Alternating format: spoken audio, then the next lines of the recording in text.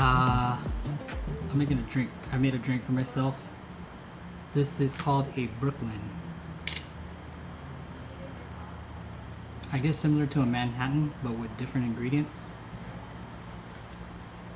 It's very similar to a Manhattan. Really good. Really good. Anyways, maybe when things start to open up and you guys want to do the show in person, come on over and then I'll make drinks for you guys and then we can just talk about fantasy football. Anyways, let's just get to the recap really quick.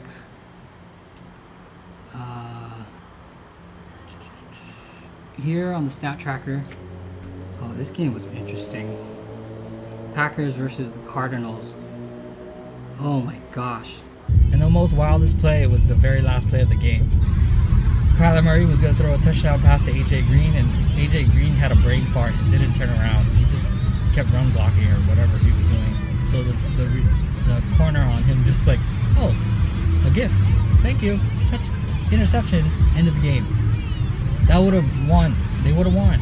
So it was in their hands, and it was just like a gut punch. That's like one of the worst ways to lose. I think that's worse than losing to a game-winning field goal. Yeah, so that was pretty crazy. Anyways, let's go to our weekly recaps. This is our first game, Gary versus Darren. This was more this is Gary's, probably his worst game of the year, if you look at it. Darren didn't do as well either, but he was able to pull it out. Because if you look, Rob Gronkowski only scored like nothing.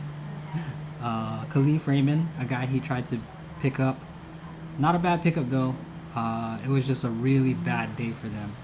He might be their best receiver, but he had .44. Strong defense from the Rams, who, according to Eric, did better than 4 of Gary's players. So I guess Mike Williams, Matt Prater, Javonte Williams, TJ McLaurin. I don't know. It was a pretty bad game for Gary, and it's kind of a bye week game for him because he's heavy Vegas. But that was Darren Waller and Jacob, so it was a weaker tight end this week. And Nick Chubb is back, so that's good for him going forward. So Darren caught him on a good week and was able to get a good win. Stafford actually had one of the better scores you're going to see a pattern. It was just low scores across the board. Like, Aaron Rodgers had a really good game, but it was only 18 points. We're going to see it on every single recap. As far as what you could have done on the bench, Darren could have gotten a little bit more points playing Ingram. And Jared Cook for sure, because he would have scored better than 0. But even then, it was enough for the win. So much needed win for Darren to try to stay in the playoff race. Next up is Morgan versus Mike L. Tunga Viola had a kind of like a letdown after the last week, but again, the quarterbacks haven't done as good. Maybe Josh Allen was the best quarterback this week. 33 points, that's a really solid number, especially considering how low the scores were. Moore didn't do good. Sanders gave Morgan a donut. Jonathan Taylor, as usual, one of the better backs. Eckler, too, one of the better backs, if he's not having a really, really bad game. Hunter Henry, 1 catch for 33 yards. How did he get 3.8 points from that? Did he have a rush? Maybe he had a rushing touchdown. I don't know. Zach Moss underperformed just a bit, but that's good considering how bad the week it was. T. Higgins, just on the money of what he was expected, and a really strong defense from Mike. And there's really not much Morgan could do. He could have started Lockett, who was lights out with 20 points, but that would have not been enough to him to catch his dad. So congrats, Mike. Also, much needed win to try to stay in the playoff picture. It's kind of fading a little bit for Morgan. He kind of found a good quarterback, and Morgan has two of the best running backs in the league. But a combination of not playing the right players and then just having a tough time finding that quarterback has been Morgan's weakness. Okay, next up is Richie versus Eric. This was a close game, and it wasn't decided until early on Monday Night Football. Eric was kind of relying on Tyreek Hill, and fortunately for Eric, that's all Patrick Mahomes was looking for, was Tyreek Hill. That's what it seemed like. So he had 12 receptions, 94 yards, and a receiving touchdown, enough to edge out Richie. Richie, again, poor quarterback scores. 17 for Herbert, 13 for Murray. Strong wide receiver numbers from A.J. Brown. Pedestrian numbers from Jerry Jeudy, who is back from the IR. Woods had a pretty good game. Aaron Jones had a good game. James Conner actually had a pretty good game. Poor games from David Johnson and Perrin. Fant didn't do so hot for Eric. TJ Hawkinson was the best receiver for Detroit that day, and they had a really bad day. Good defense for Eric, choosing Carolina. Arizona was kind of pedestrian. It was a bad day for Arizona, as you saw. Just like blowing it there in the end zone. He had Amari Cooper, who probably could have got you to win. It looks like if you played Cooper, let's see. Cooper instead of Jeudy, or even Gibson. Well, Jeudy was the lower scorer, so that's an offset of what? What is 22 minus about 6?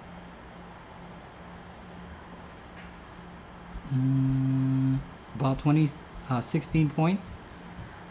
Richie. That's a tough loss. That is a tough loss for Richie because that's on the manager. Alright, but congrats to Eric, who got the win. Richie is going to 500, but you guys are still in the playoff hunt, I think. We'll look at it briefly later. Okay, next matchup is Mike B versus Aaron. In this case, Aaron got a much needed win, even with not playing Justin Tucker. And then I get it. You value your roster spots a lot, and you value Justin Tucker. So there's no dropping Justin Tucker. Sometimes you got to do that. And in this case, it paid off because you had strong games. Wentz, a good game considering the poor quarterback play this week. Metcalf, really good. Evans, kind of average. Mixon really blew up. Herbert, pretty good. Goddard, excellent for a tight end. And a Cincy D, average, kind of offset with Kansas's D for Mike. Mike was trying to catch him, and it would have required a huge game from Booker, the Kansas D, and Graham Gano. Booker actually did really well, but it wasn't enough to catch Aaron. And in this case, this is a loss for that Mike was expecting because it's his bye week. It's the heavy bye week because it's his main quarterback Jackson was bent. Oh, Baltimore was gone, so Jackson, Andrews are out, and then he usually carries like a Baltimore running back, but it looks like he dumped them all. But yeah, it was a bye week for Mike, so he's gonna take the L. So his win streak stops at 4. But I mean, good on finding Booker because it looks like you found a guy who's can be strong going forward until Saquon comes back. He's a really nice handcuff that you were able to find. Good diamond in the rough for you. For Aaron, good news on the horizon with Saquon Barkley because I think he's coming back soon. Paul, your bench, McKissick did pretty good. I mean, you didn't need their help. But yeah, as usual, Aaron has a solid team, but unfortunate circumstance of matchups have hurt him the most. Okay, next up is James versus Jeremy. Ooh, here's an upset. Kind of. Well, you guys have the same record, but I think Jeremy was He was second at one point. But this is an upset because Jeremy, this is one of his lowest scores of the year. Let's see. Yeah, poor scores from Hopkins, Jefferson, Robinson, Higbee. Suck up is pretty average. You could have used Tyler Boyd's points, but still not enough to catch James, who had a strong game from Tom Brady. And that ties in nicely with Godwin. It's great when you throw a touchdown and you get both of those points at once. Sutton kind of average. I mean low, below average. Gaskin average. Harris is good again, like last week. New England has a feature back for once. He took the L with the tight end. Again, valuing the roster spot. So this is the second team this week that benched a player because of a heavy bye and was still able to pull out the win. Ezekiel Elliott was kind of average, but they needed more passing in that game in order to get that win. But Elliott was strong as opposed to Pollard, who didn't do any snaps. It was more of a pass-heavy game. Plus, they didn't have what's his name, quarterback. Their starting quarterback is out. Oh, you both got a draw with a strong defensive games from Buffalo and Cleveland. Oh, Pittman left some points on the board with Pittman, 25.6. Beasley had 16, so really strong numbers on your bench. So your grade is actually going to be lower, but at least you got the win. So good on James for pulling that out. One more thing. This is going to be tough for Jeremy going forward because Henry got injured. So, and we don't know how soon he's going to come back, if at all. So that's going to be a tough one for Jeremy to take. He was competing for a top spot, but then again, just like some of the others, the injury bug just comes and it hurts. I'll take a drink.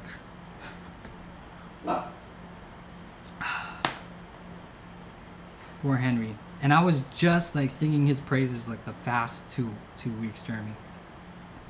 I don't mean to pile on, but he was an amazing pick.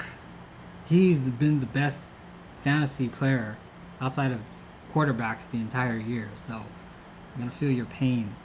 I was saying it's like if you play Madden, it's like taking a player, making him huge, and then putting all his stats and attributes at 100.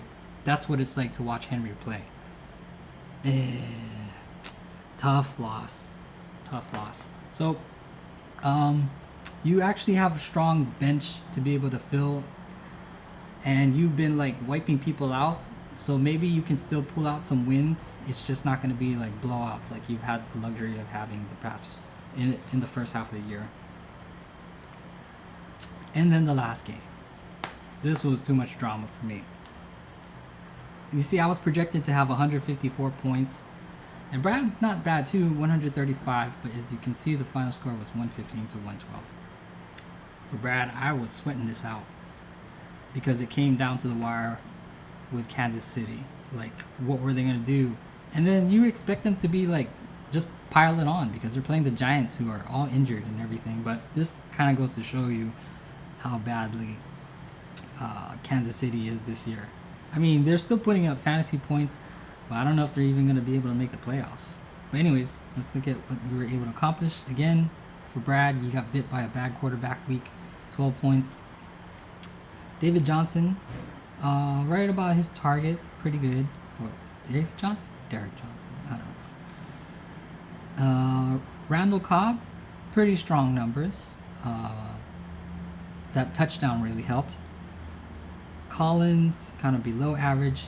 Najee Harris looks like that feature back that you've drafted. Was he number one overall for you? I can't remember. But yeah, it's gonna pay dividends for him. Kyle Pitts had a bad game. Samuel had a strong game. Pretty bad score for the kicker. Sometimes that's the way it breaks. And then you chose the right defense this week because San Francisco had 16, Dallas and Green Bay only had 14 and 12 respectively.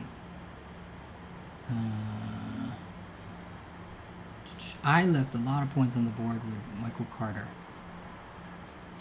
Carter had 29.2 points. And that would have really, really helped me out if I played him instead of Gamewell. And I tell you how frustrating Gamewell is. The build up to this is last week Miles Sanders got hurt. And then Gamewell came in immediately after. And then after that, he did pretty good. So you were thinking, okay, Gamewell's going to be the guy. But instead, Bart and Howard, they had all touchdowns, and Gamewell just got like garbage time scores.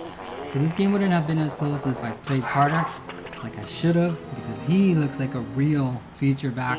Even though the Jets aren't a strong team, he looks like a real feature back.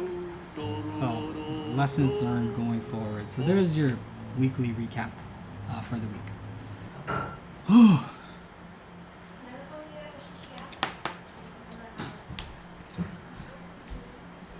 Okay, waivers. Let's quickly go through it. Quarterbacks, if you need one. Derek Carr is there. I don't know if you... Oh, Mike White. Mike White. That was a good one. He actually did well.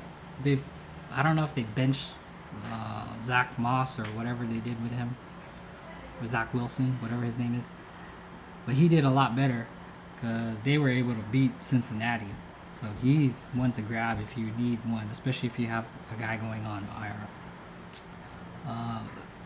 Someone got hurt, right? Jameis Winston. There you go. Daniel Jones actually did not bad today.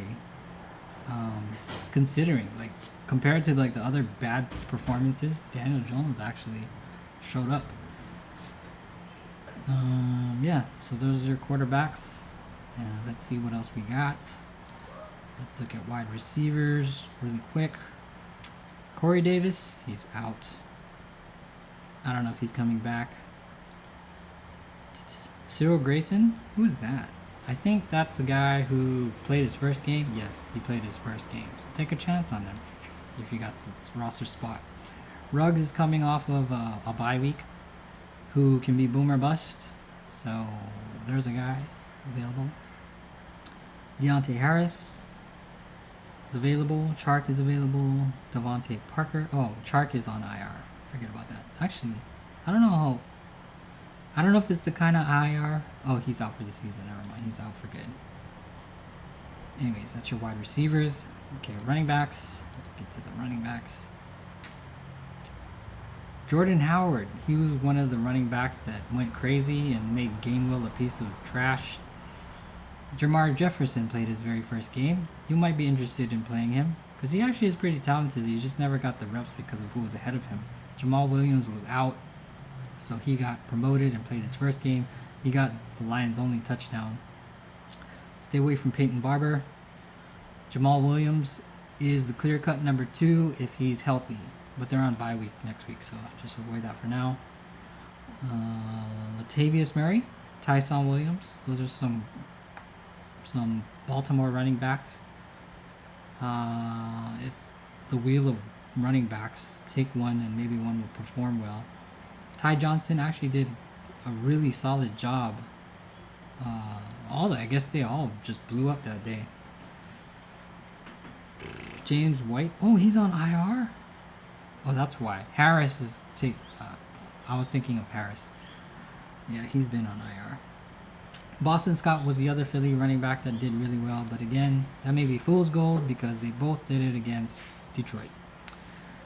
Next up, tight ends. Not much there.